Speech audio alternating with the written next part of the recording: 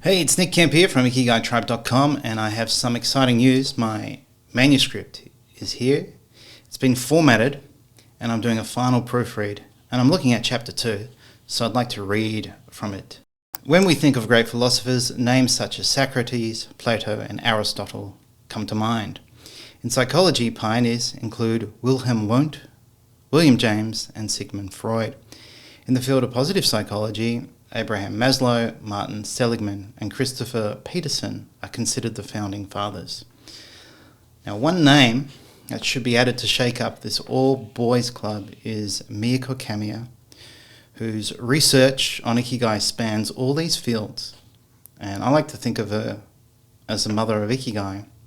And I think it highlights that women are underrated or not represented in these fields of philosophy and psychology. And I don't want this to happen, and I don't think we should let this happen in the field or in this cultural aspect of Ikigai. So the chapter 2 is the mother of Ikigai, and we look at the work and life of Mieko Kamiya.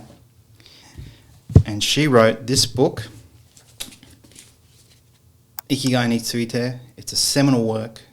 It's referenced by current day researchers and authors, and thankfully Mieko Kamiya kept a diary which is only being published in Japanese along with her book, but it gives us some incredible insight into her life and into her most personal thoughts.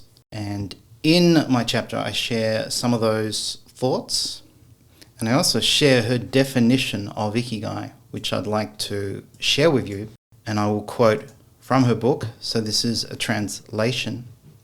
There are two ways of using the word Ikigai.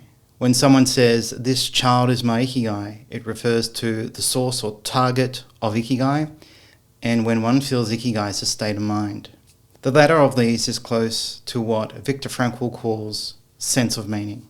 Here I will tentatively call it Ikigai-kan to distinguish it from the former Ikigai.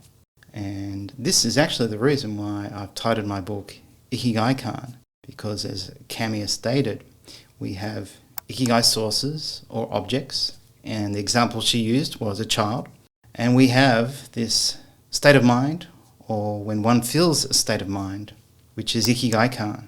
And so Ikigai is something you feel, so I can relate to her example. I have a child. He is my source of Ikigai, and when I think about him, I have feelings of love, joy, connection, pride in the young man that he's becoming, and I have a sense of purpose as a parent. So in the book, we go into some detail into her life and her work. So I think we need to recognize the contribution of women in these fields of psychology and philosophy, and we definitely need to recognize the work of Mieko Kamiya in the space of Ikigai. Now, if you'd like to learn more about the book, go to Ikigai-kan.com.